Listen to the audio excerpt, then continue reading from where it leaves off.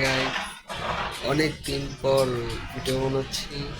আজ আমরা যাচ্ছি গুলশানে রেস্টুরেন্টে ভ্লগ করবো। আশা করি আপনারা সবাই দেখবেন। ভালো লাগলে লাইক কমেন্ট শেয়ার অবশ্যই করে যাবেন। ধন্যবাদ। তো গাইস, আমি এখন আছি মুক্তা। আমার এক ভাইয়ের জন্য আমি অপেক্ষা করছি। ও আসলেই আমরা রওনা দিব। আর যাচ্ছি বুফে আমরা। জায়গাটা হলো অনেক সুন্দর। যে দেখি যে এক্সাইটমেন্ট আমাদের ভিতরে কাজ করছে আসলে। ওয়াও, এটার 13 তলায় হচ্ছে আমাদের এটা। দেখেন আমরা এসে পড়েছি। খাবার ধরনের 50 আইটেম আছে খাবারের।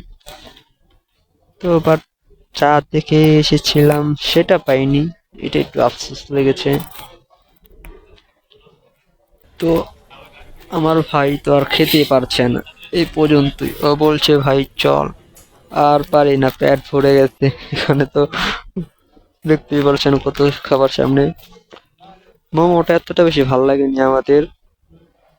হ্যাঁ, লাস্টে খাবারগুলো অতটা বেশি ভালো হয়নি।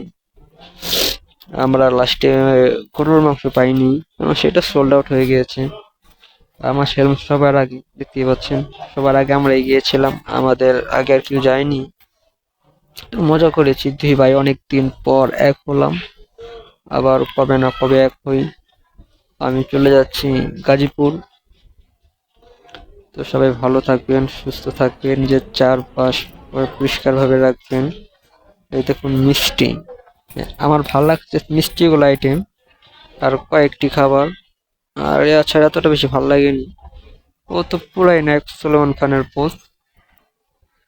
বলছে ভাই আই এম তো অবাক, এটা কি হচ্ছে। আমাকে বলছে এখন তুই খা। এখন আমি বলছি ভাই এখন আমি আর খেতে পারবো না, তুই খেয়ে দে একটু। কয় না ভাই, এটা তোরই খাওয়া লাগবে, খাবার নষ্ট করা যাবে না। তো গাইস, অনেক